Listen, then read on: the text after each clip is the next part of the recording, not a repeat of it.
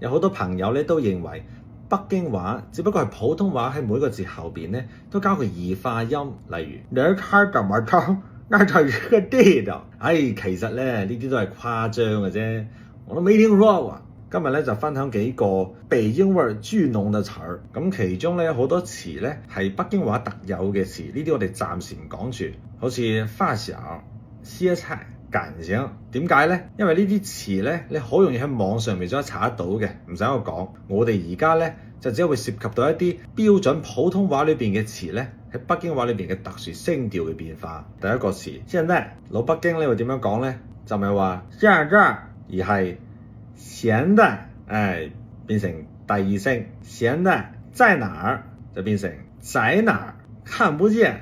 一部分人咧就係講話看不見，仲有一個只要是，一部分人咧就係講話只要是。跟住咧仲有兩個詞咧同粵語好有緣分嘅。